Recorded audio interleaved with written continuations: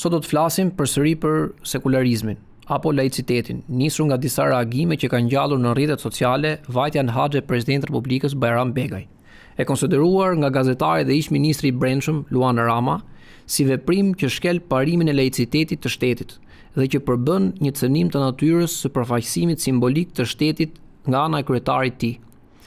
Tani, laiciteti nuk është neutral. Lidhur me këtë ne kemi folur edhe në një episod përpara disa herëve dhe tani do ta filloj me një citim të qendrimit publik të Luan Ramës, i cili do t'i rikthehemi në vijim pjesë. Luan Rama në qendrimin e tij thot: laiciteti i shtetit i sankcionuar në kushtetut nuk është një formulë neutrale deklarative, por një parim strukturor që organizon marrëdhënien midis pushtetit publik dhe fesë. Kjo fjali që ka thënë Luan Rama në postimet e tij në Facebook, ai ka pasur 2 postime, njëra pas tjetrës në lidhje me këtë çështje, mund të jetë gjëja më e vërtetë që ai ka thënë aty.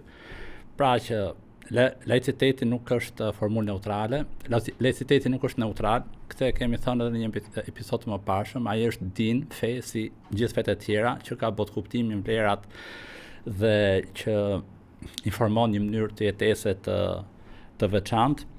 Dhe sekularizmi pra është ai lloj botë kuptimi modern që krijon fetarin dhe politiken, kështu kemi citu kur kemi fol herën e fundit nga Osman Vedër, si sfera të diferencuara me qëllim që feja, që laiciteti ta nënshtrojë fetarin. Sekularizmi nuk e ndan thjesht fen nga politika, ai e shef fen si objekt të politikës, objekt të disiplinimit dhe menaxhimit shtetëror përmes nënshtrimit të fesë dhe përqendrimit dhe zgjerimit të pushtetit shtetëror sekular. Kështu vendi fesë sipas këtij botë kuptimi pra sekular ose laik duhet të jetë gjithmonë periferik dhe dytësor, dhe kuptimi i saj gjithmonë në përputhje dhe në shërbim të perspektivës dhe projektit sekular. Dhe fetares nuk i takon ta sfidoj apo ta vërë në pikpyetje kufit e vendosur nga kjo perspektivë dhe ky projekt. Por edhe në këtë konfigurim aktual të laicitetit, të hegemonisë së tij epistemologjike dhe politike dhe të nënshtrimit të fesë nga ana e shtetit, marrëdhënia mes shtetit dhe fesë është e dyanshme. Ashtu sikurse shteti ka të drejta ndaj bashkisë fetare dhe feve që ato përfaqësojnë në Shqipëri, ashtu dhe besimtarët e bashkive fetare kanë të drejta ndaj shtetit dhe shteti ka detyrime ndaj tyre. Dhe kjo është pashmangshmërisht kështu, sepse duke u rikthy citimit të mëparshëm, pyetja që shtrohet është se çfarë do të thotë mos identifikimi i shtetit me asnjë fe. Më poshtë zoti Rama thot, ai nuk kërkon vetëm mos ndërhyrje të fesë në shtet, pra laicizmi, por edhe mos identifikim të shtetit me asnjë formë fetare në hapësirën e përfaqësimit të tij. Tani gjykimi ynë është që këtu Rama ka parasysh në enin 10.1 dhe 10.2 të kushtetutës, tek i cili thuhet, në Republikën e Shqipërisë nuk ka fe zyrtare. Shteti është asnjanës në çështjet e besimit dhe të ndërgjegjes. Dhe kjo është komenti i parë që mund të kemi për komplet postimet e Luan Ramës, sepse ai nga një anë atakon presidentin dhe haxhin e presidentit, sikur laiciteti t'i aplikohej presidentit, ndërkohë që laiciteti aplikohet shtetit dhe mënyrën se si shteti dhe punonjësit publik ose zyrtar shtetëror sillen gjatë orarit të punës me qytetarët e shtetit. Në raport me funksionin zyrtar që kanë. Pastaj laiciteti i shtetit nuk kupton pra para së gjithash se shteti është asnjanës në çështjet e besimit dhe të ndërgjegjes. Kjo do të thotë praktikisht se shteti nuk mund të favorizojë një fe si fe shtetërore, në thonjza. Qoftë Islami, qoftë Krishterimi nuk ka rëndësi. Nuk mund të vendosë qytetarët në pozitë të ndryshme për shkak të besimit dhe duhet të sillet me barazi ndaj bashkësive fetare. Nga ana tjetër, vazhdimi i nenit 10.2 thotë se shteti garanton lirinë e shprehjes së besimit në jetën publike. Kjo është e rëndësishme. Dhe ky është për çdo qytetar apo qoftë për presidentin. Pavarësisht nga i pari tek i fundit. Pra shteti nga një anë nuk identifikohet me asnjë fe, por nga ana tjetër nuk e përjashton ushtrimin dhe shfaqjen e fesë nga ana e qytetarëve në jetën publike. E theksojmë, nga i pari deri i fundit, qoftë edhe për kreun e shtetit. Madje edhe presidenti apo kreu i shtetit quhet qytetari i parë i shtetit. Qytetari i parë i shtetit. Ësakt. Kushtetuta nuk e sheh marrëdhënien shtet-fesë si armiqësi. Dhe kjo është shumë e rëndësishme. Ajo parashikon që shteti dhe bashkitë fetare respektojnë në mënyrë të ndërsjellë pavarësinë e njëri tjetrit dhe bashkëpunojnë për të mirën e secilit dhe të gjithëve. Kjo do të thotë se laiciteti shqiptar është më shumë neutralitet institucional dhe ndarje kompetencash dhe jo ndalim i rolit shoqëror të fesë, pra e publikës nga privatja. Në praktikë, ky parim do të thotë që zyrtari publik nuk e ushtron detyrën sipas bindjes së vet fetare, pra ai nuk mund ta sjellë gjithçka që haxhi nënkupton tek zyra e tij dhe të sillet me qytetarët shqiptar në dritën e asaj që haxhi mëton. Pra, detyrën sipas bindjes së vet fetare, por sipas ligjit, barazisë dhe interesit publik që është e përcaktuar me kushtetutë. Dhe që nënshtrohet rregullave të laicitetit. Të laicitetit. Laiciteti nuk i kërkon zyrtarit publik të mos ketë fe. Dhe kjo është e rëndësishme. Pra fakti që ti merri post shtetëror nuk do të thotë që duhet të zhvishesh nga le të themi gjykimet apo normat fetare apo bindjet. I kërkon që bindja e tij personale të mos kthehet në kriter institucional, siç sapo e tham, dhe që shteti të shërbejë njësoj besimtarit, jo besimtarit dhe besimtarit të një feje tjetër. Kjo është forma konkrete e neutralitetit kushtetues në administratë. Dhe duke qenë që laiciteti zbatohet vetëm për shtetin dhe mënyrën se si një zyrtar publik i kryen detyrat shtetërore, pyetja radhës është pastaj që ai lejohet këtij zyrtari shtetëror që fen dhe besimin që ka ta shfaqë publikisht nëpërmjet ritualeve apo praktikave. Dhe këtu pastaj Luan Rama thotë, shfaqja publike e presidentit të Republikës së Shqipërisë në haxh brenda një rituali fetar të strukturuar dhe me ngarkesë të plotë fetare përbën një cënim të hapur të parimit laicitetit. Mbi çfarë argumenti ka ndërtu këtë lloj pohimi? Haxhi thot nuk është një ngjarje neutrale kulturore, që do të thotë që haxhi nuk është një praktikë laike, po ku e thot kushtetuta apo ligjet e tjera Shqipërisë që një funksionar publik nuk mund të marrë pjesë në ngjarje kulturore të cilat nuk janë neutrale, pra nuk janë laike. Por një ritual sot i strukturuar fetar islamit, një nga 5 ftyllat e tij, një akt me densitet të lartë fetar, kush është ai ligj nuk e parashikon që ndalon që një funksionar shtetëror të kryejë një akt të tillë fetar. Shfaqja publike e presidentit në haxh përbën një cënim të mënyrës së përfaqësimit simbolik të shtetit prej kryetarit të shtetit, sikur presidenti edhe kur është një tentim private të përfaqësonte shtetin, ndërkohë që ai kur del nga zyra heq kollaren edhe xhaketën dhe vishet me rrobat normale casual, siç vishin edhe njerëzit e tjerë dhe ka jetën e tij private. Ishte edhe për bindjet. Nëse neni 10 që përmenëm përpara i kushtetutës garanton lirinë e shprehjes së besimit në jetën publike, neni 24.2 jep edhe shembuj të disa aspekteve të shprehjes së besimit në jetën publike, pra është akoma dhe më i elaboruar. I detajuar. Secili është i lirë, thot neni 24.2 kushtetutës, të zgjedh ose të ndryshojë fenë ose bindjet, si dhe të shfaqë ato individualisht ose kolektivisht, në publik ose në jetën private, nëpërmjet kultit, arsimimit, praktikave ose kryersëriteve, dhe presidenti atë ka bërë. Ka shfaqur besimin e tij nëpërmjet një riti që është një prej riteve të Islamit. Madje në mënyrë kolektive, duke u bërë pjesë e një grupi dhe pa implikuar shtetin ose detyrën e tij shtetërore. Edhe punonjësit publik e gëzon plotësisht lirinë për ta shfaqur fenë e vet në jetën private. Mund ta kuptojmë kështu këtë nen të kushtetutës. Ashtu si qytetarët e tjerë të sektorit privat, jashtë orarit dhe jashtë ushtrimit të funksionit shtetëror. Jashtë detyrës, punonjësi publik mund të marrë pjesë në rrite aktivitete fetare, të vishet sipas bindjes së vet, të shprehë publikisht bindjet e veta, të jetë pjesë një komuniteti fetar, të shkruajë së flasë qytetar privat për çështje fetare dhe të organizojë jetën e vet private sipas fesë së tij. Nuk ka ndonjë rregull që punonjësi publik duhet ta fshehë fenë e vet sapo del nga zyra.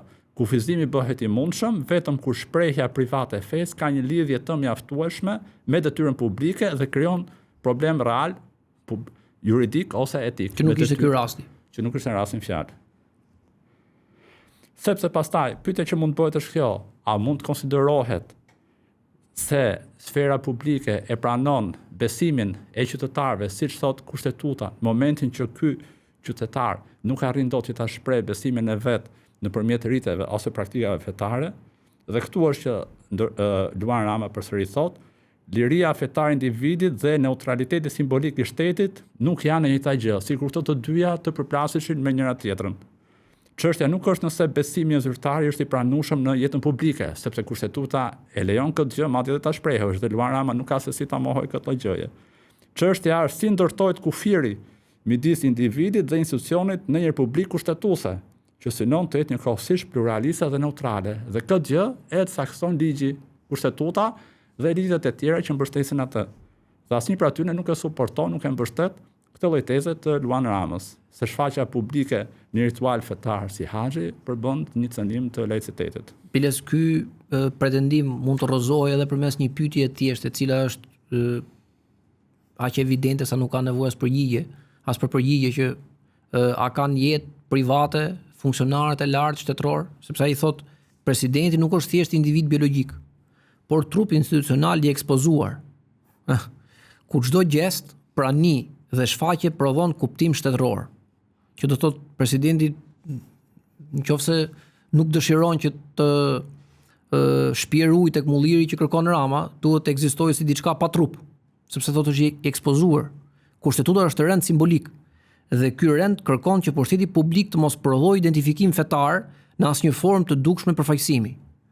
Tani kjo i bie që funksioni publik zgjat 24 orë dhe që nga momenti që ti merr përgjegjësinë se do të përmbushësh këtë detyrë, deri në momentin kur e lë, ti nuk je praktikisht, ku diun, as bashkëshort, as baba, as grup, siç e përcakton shoqëria, pra pjesë e një grupi i cili mund të ketë aspirat fetare, kulturore, gjuhësore etj. Me radhë, por duhet të jetosh. Pra në çdo moment ti je presidenti dhe vepron si presidenti. Në frymë dhe në Kështu i bie me 24 orë në punë pastaj. Jo, kjo do ishte me një fjalë trama e një lloj romani satirik të jashtëzakonshëm. Është diçka utopike, sepse pas kësaj pyetje tjetër që bëhet është presidenti Bayram Begaj shkoi në haxh në cilësinë e presidentit apo në cilësinë e një individi çfarëdo.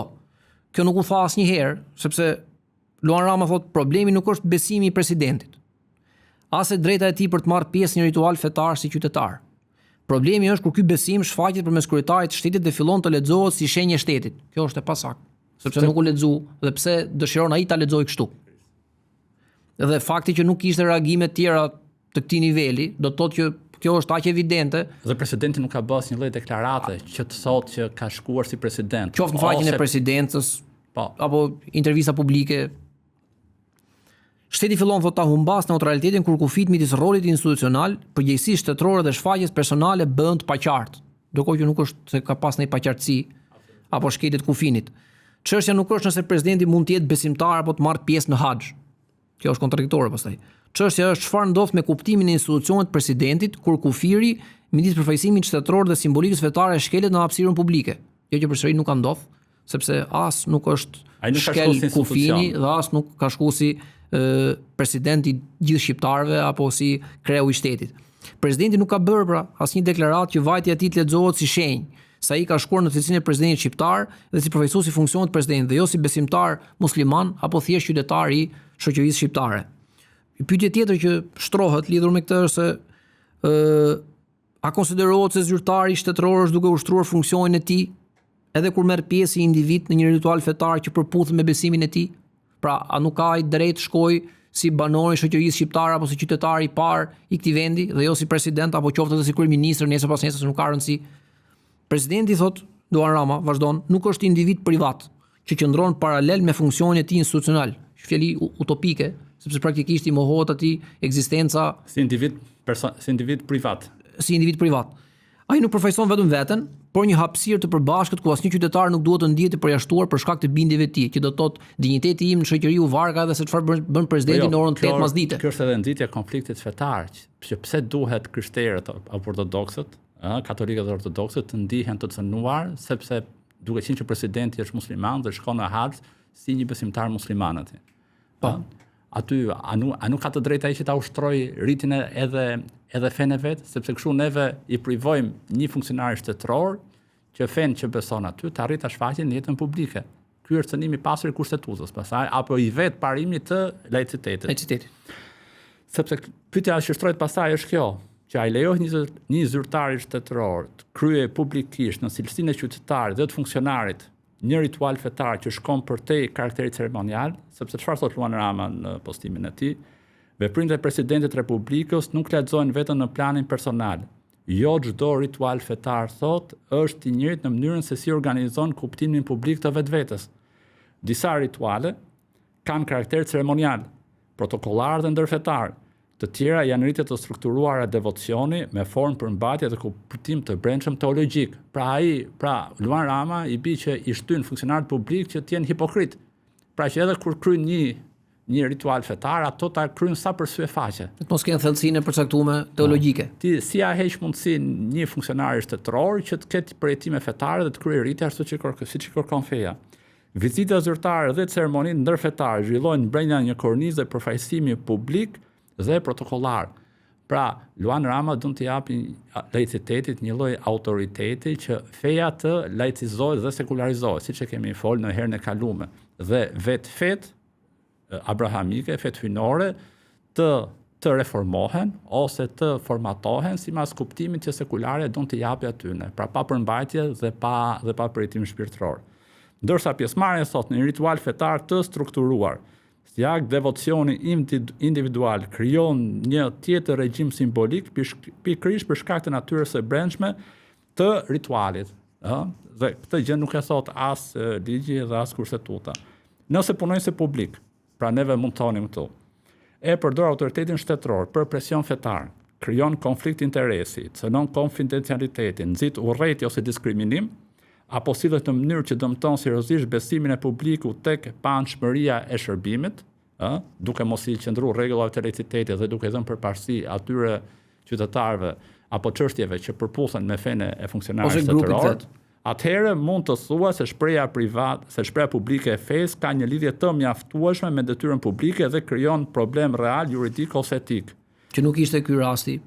Absolutisht. Nëse zyrtari në fjalë, pra zyrtari shtetëror, prezantohet si përfaqësues i institucionit kur shpreh fen, përdor faqen zyrtare, burimet shtetërore ose autoritetin e postit, nëse sulmon ose diskriminon qytetarët apo kolegë për arsye fetare, nëse bën thirrje për mosbatim të ligjit për arsye fetare në mënyrë që prek funksionin e tij, ose nëse sjellja private apo publike është aq e lidhur me rolin e tij sa të cënon seriozisht besimin e publikut tek paanshmëria e institucionit, atëherë po mund të themi se kemi një cënim të laicitetit.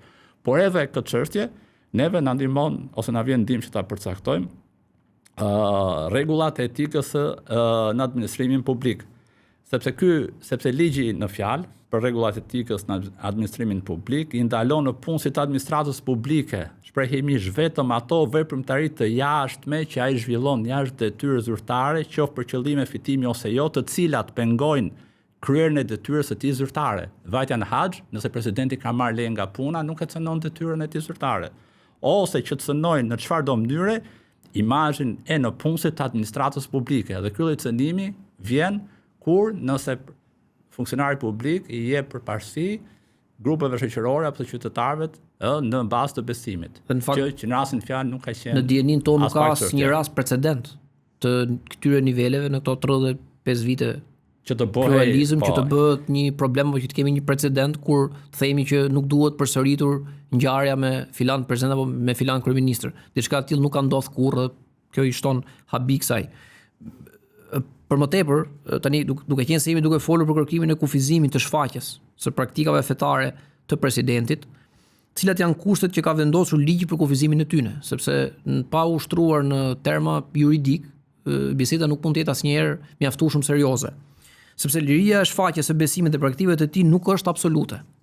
Neni 17 i Kushtetutës ka përcaktuar se të drejtave dhe lirive të parashikuara në të mund t'i vendosim kufizime, por vetëm me ligj, për një interes publik ose për mbrojtjen e të drejtave të tjerëve.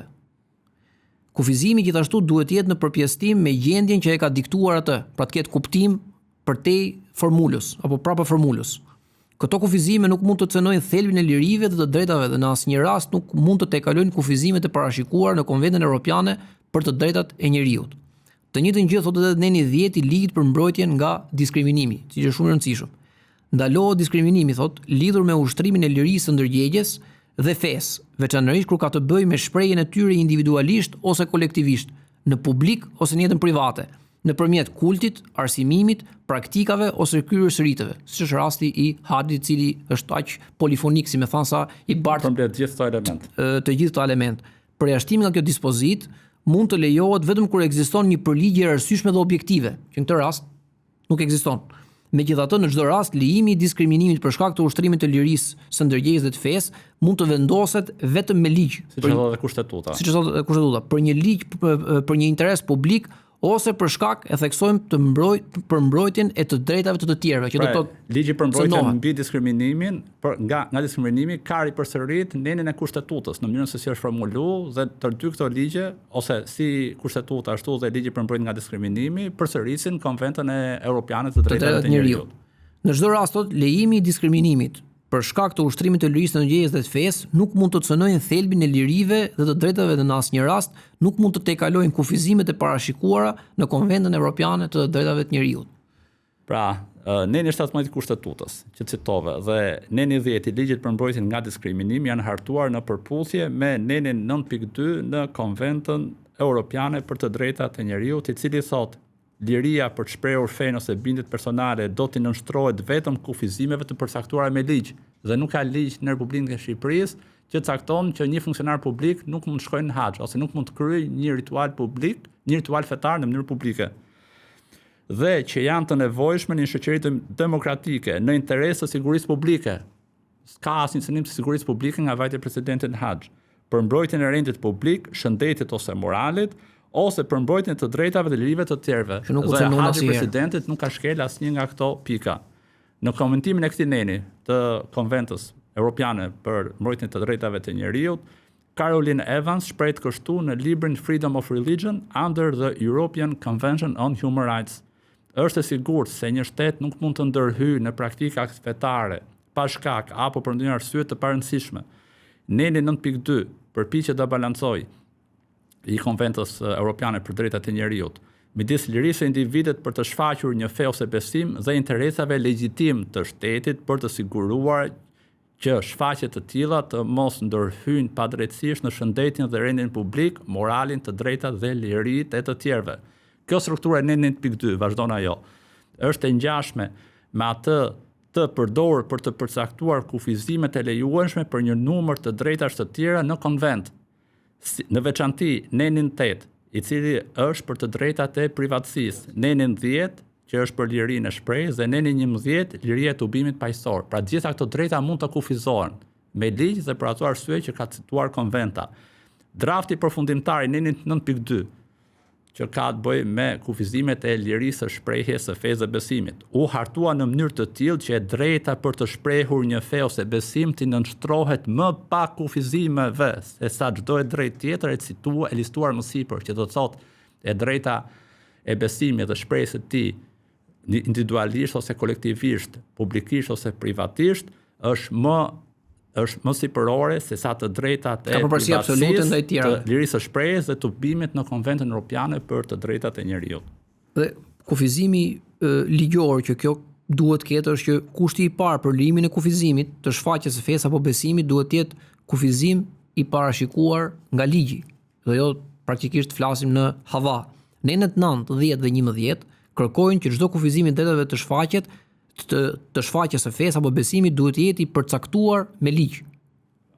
Qëllimi i kësaj kërkese është të sigurojë që të drejtat dhe liritë të mos kufizohen përveç se me një proces të rregullt ligjor, sepse një person duhet të di paraprakisht se çfarë përcakton ligji që të jetë pra me qëllim që të jetë në gjendje të përshtasë sjelljen e tij në përputhje me të. Pra nuk mund të ketë gjykim juridik a posteriori, pra të kryesh një veprim pastaj thotë që jo, ky veprim ishte i ndaluar ose ti duhet ta dije që është ndaluar ose ne tani mendojmë që është i ndaluar. Në prapavi, pra njeriu përpara se sa të veprojë duhet ta di çfarë është e ligjshme dhe çfarë është e paligjshme.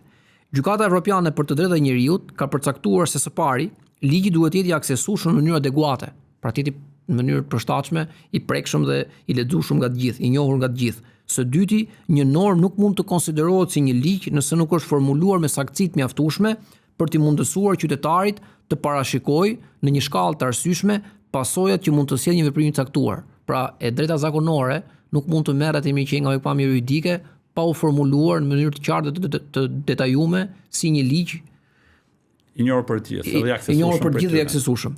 Në përputhje me këtë kuptim të konventës, Komisioneri për mbrojtjen nga diskriminimi ka gjykuar të paligjshëm në vitin 2015 vendimin e stafit shkollës së mesme Muharrem Çollaku në Pogradec për të mos lejuar hyrje në shkollë të një nxënëse të klasës së 10 që kishte vendosur mbulesë, me pretendimin se arsimi laik kërkon që edhe veshja të jetë po e tillë, pra laike. Në vendimin e tij, komisioneri shprehet se nxënëses i është mohuar e drejta e ndjekjes së mësimit për shkak të mulesës, dhe ky kufizim nuk është bazuar në ligj, por është mbështetur në akte nënligjore të paqarta dhe të diskutueshme, ndërkohë që në linjën 9.2 të Konventës Evropiane të Drejtave të Njerëzit është parashikuar se liria e shprehjes së fesë nuk mund të nënshtrohet kufizimeve përveç atyre të parashikuara nga ligji, ndërkohë që nga ana tjetër është drejta e njeriut për të arsimuar, e cila është e panegociueshme. Dhe e drejta për ta shprehur fen në mënyrë publike. Pra, vendimi i komisionerit për mbrojtjen nga diskriminimi ka vepruar në përputhje me kushtetutën dhe e cila është e ndërtuar në përputhje me Konventin Evropiane për të drejtat e njeriut. Dhe kushti i dytë për lejimin e kufizimit të shfaqjes fesë ose besimit është që ky kufizim që aplikon shteti duhet të jetë nevojshëm për interes publik ose për mbrojtjen të drejtave të tjerëve. Nuk mjafton pra thjesht që të argumentojmë se veprimet janë të nevojshme për arritjen e një interesi shtetëror, kufizimet që mund vendosë shteti, sepse ato duhet të tregojnë se veprimet kanë një qëllim legjitim. Caroline Evans në librin që citum më përpara sigurisht thot, mund të ketë më shumë se një arsye për të thënë se një kufizim është i nevojshëm, sipas Nenit 9.2, një manifestim fetar që ka të ngjarë të çojë në trazira dhe shpërthim armiqësie ndërfetare mund të ndalohet me arsyetimin për të mbrojtur rendin publik, shëndetin publik apo të drejtat dhe liritë të tjerëve. Megjithatë thotë, një qasje që thjesht rendit arsyet e mundshme të një shteti për të kufizuar të drejtën për të shfaqur një fe ose besim, pa shpjeguar se përse ato janë të zbatueshme në rastin në fjalë, krijon përshtypjen se po i kushtohet më tepër vëmendje, thotë ajo, shqetësimeve të shteteve sesa të drejtave të individëve. Komisioni i Gjykatës Evropiane për të drejtat e njeriut janë paraqitur një numër rastesh që sugjerojnë se shteti ka të drejtën ta imponojë mbrojtjen e shëndetit edhe mbi ata individ që kanë një arsye serioze fetare për refuzimin e mbrojtjes. Një rast i tillë ishte ai i një motociklisti sikh, i cili u ndalua 20 herë për shkak se refuzoi të mbante helmet. Nga që mbajtja e helmetës, kur ngjiste motorin, do ta bënte atë që të hiqte çallmën e sikëve.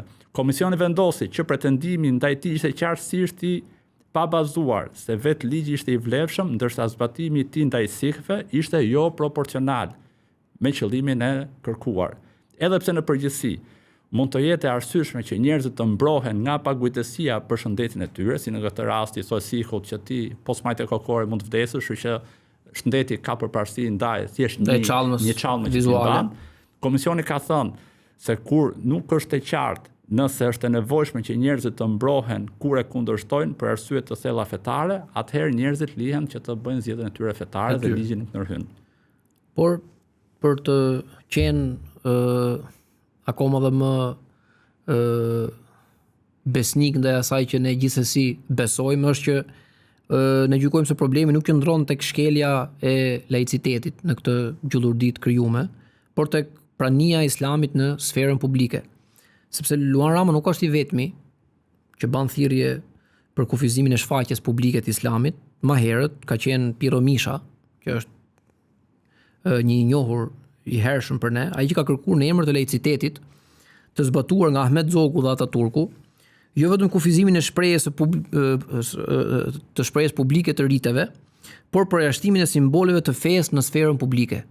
Gjë që është ndoshta kërkesa më po themi ekstreme që është bërë në periudhën post-demokracisë, ose post-komunizmit, në këto 35 vite demokraci. Në hyrje të studimit të tij me titull Feja, laiciteti dhe hapësira publike, i cili trajton raportet mes fesë, laicitetit dhe hapësirës publike në shtypin shqiptar, për periudhën shtator 2011 qershor 2012, ai thotë: pra Piro Misha, gjatë periudhës së parë të shtetit shqiptar, pra që prej krijimit të tij deri në pushtimin italian të Shqipërisë në prill vitit 39, kemi një dukuri që mund të quhet nacionalizim i fesë. Ose me gjuhën që kemi përdorur përpara, shtetëzim i fesë. Shtetëzim i fesë, që është akoma dhe më i frikshëm. Që nënkuptonte përpjekje për të vënë thuajse nën kontroll të plot nga ana e shtetit institucionet fetare të vendit, që do të thotë sekularizmi i modelit francez dhe pastaj turk, është ai që përcakton rolin dhe i alokon hapësirën e duhur dhe jo se thjesht parazlargohet nga grupet apo fetë përkatëse në çdo farë lloji shoqërie pavarësisht se kush ajo. Për sa i takon thot laicitetit, modeli adaptuar që ai francez, që nënkuptonte jo vetëm një ndarje të shtetit nga feja, siç sapo e tham, por dhe ndarjen e qartë të sferës fetare nga ajo publike. Siç ndodhi për shembull me mbulesën islame në kohën e Ataturkut, kur ndaloheshin gratë nga dalja qoftë edhe në rrugë. Apo në kohën e Zogut që u ndaluar burka. Në vitet 30 këtu.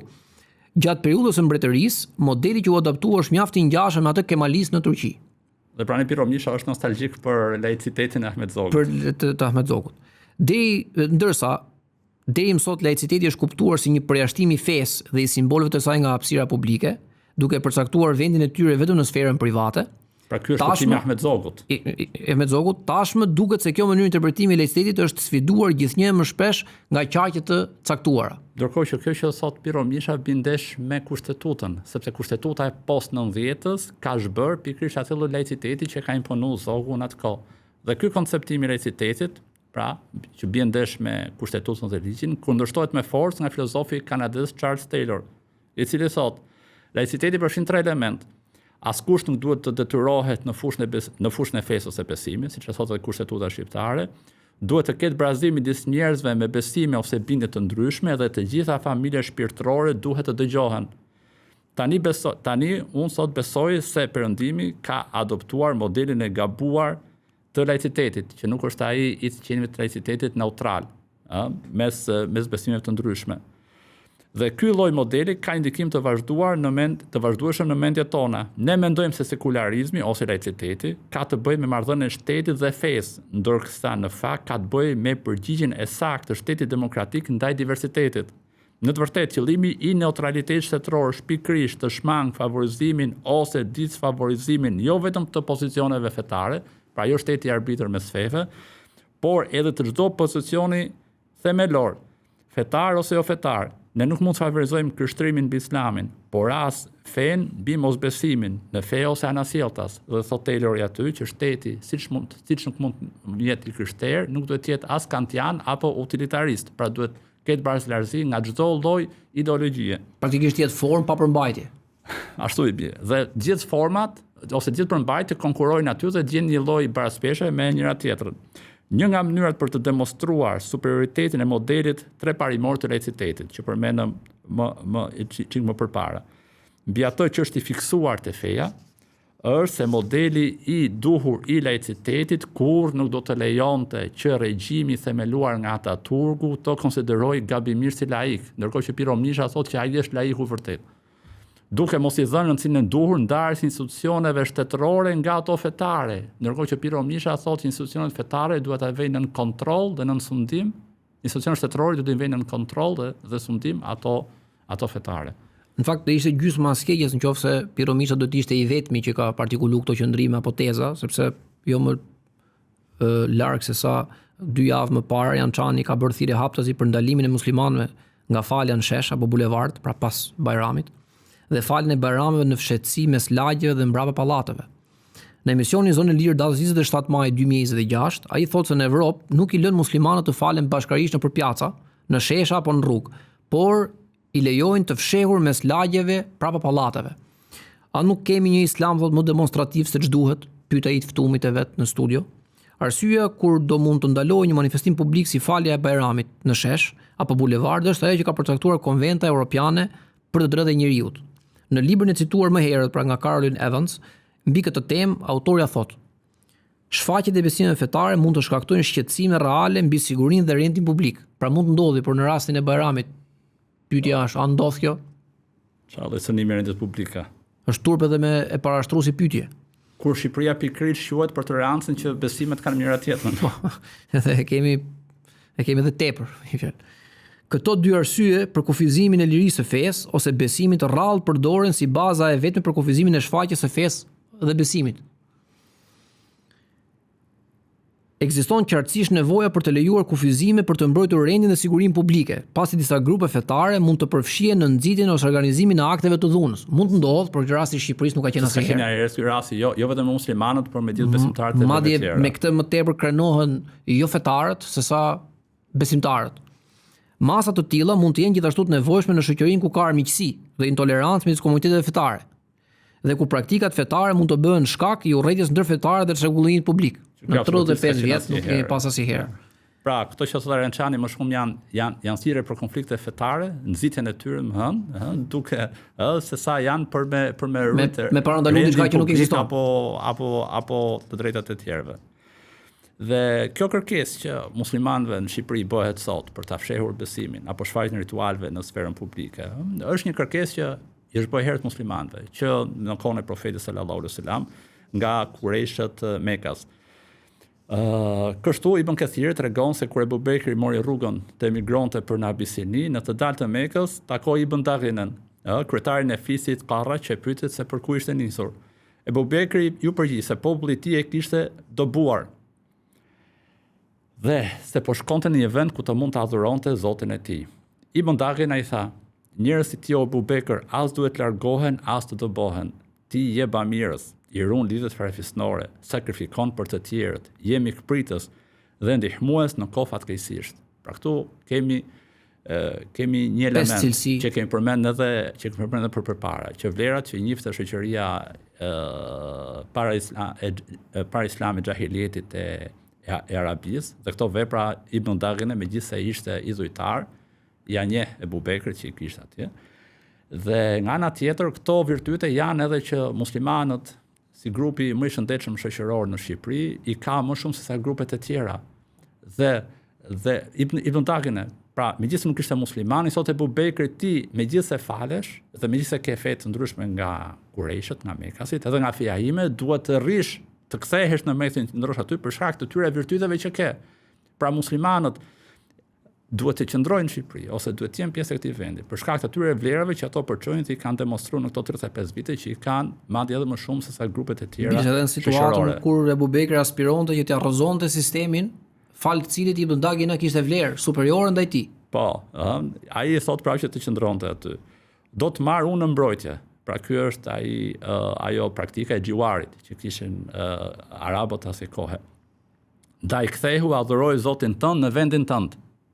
Ndërkohë që neve duhet na nxjerrin nga vendi jon, edhe mos adhurojmë Zotin në vendin ton. Kurejshët nuk ja refuzuan të drejtën Ibn Daghinës për t'i dhënë mbrojtje Ebu Bekrit, por i vënë kushtin që ai të adhuronte Zotin brenda shtëpisë vet. Pra kërkesa që ka Piro Misha, Luan Rama apo Arjan Çani ndaj ne sot. Aty mund të lexonte Kur'an sa të donte, pa ja reklamuar atë të tjerëve. Ebu Bekri bëri siç i kërkuan, pa e shfaqur adhurimin dhe duke u falur vetëm në shtëpi. Por më vonë vendosi të improvizonte një vendfalje në bashkën e shtëpisë, ku fale dhe lexonte Kur'an. Gratë dhe fëmijët e idhujtarëve nisën të mblidheshin rreth tij, e të mbanin vesh me ëndje. Veç kësaj Ebu Bekri qante shumë dhe nuk i përmbante lotët teksa lexonte Kur'an. Kjo i zemroi drejtuesit idhujtar kurejshve, ndaj kërkuan të takonin Ibn Daghinën dhe i thanë: "Ne pranuam dhe ja njohëm mbrojtjen tënde Ebu Bekrit, por këtë e bëm me kushtin që Zotin e atij do të adhuronte në shtëpi. Por ai e shkeli këtë vi, ka ndërtuar një vendfalje dhe falet me Zot lart. Kemi frikë se do të na ndikojë gratë dhe fëmijët. Kërkoj që të ndaloj nga ky veprim. Nëse ai e kufizon adhurimin në shtëpi, në rregull, por nëse vazhdon të falet hap tazi, kërkoj të heq dorë nga mbrojtja që ja ofrove." Pra kuptimi i laicitetit si mas Mishës, Ramës dhe Çanit. "Ne nuk duam të prishemi me ty, por nuk mund të pranojmë shfaqjen e adhurimit hap tazi nga Ebu Bekri." Kur Ibn Daghina kërkoi Ebu Bekrit të përmbahej marrëveshjes së mbrojtjes, ai u përgjigj: "Atëherë ta kthejmë mbrapsht mbrojtjen dhe po i mbështeten vetëm Zotit të lartmadhëruar dhe të lëvduar." Tani, për ta mbyll, unë do guxoj të them diçka tjetër, që arsyeja pas këtij mospranimit të shfaqjes publike të besimit është smira dhe urrejtja, është zilia dhe urrejtja ndaj nesh. Ajeti 56 i surës Neml na ndihmon shumë të hedhim dritë mbi këtë situatë dhe të gjejmë arsyeën pse njerëz si Rama, Misha apo Çani nuk e përballojnë dot praninë e simboleve dhe ritualeve të Islamit në sferën publike. Allahu citon në këtë ajet, pra në surën Neml, përgjigjen e popullit të Lutit ndaj thirrjes së tij për t'u larguar homoseksualizmit, kur thanë: "Nxirreni jashtë qytetit familjen e Lutit. Ata janë njerëz që vërtet e ruajnë lirësinë apo pastërtinë."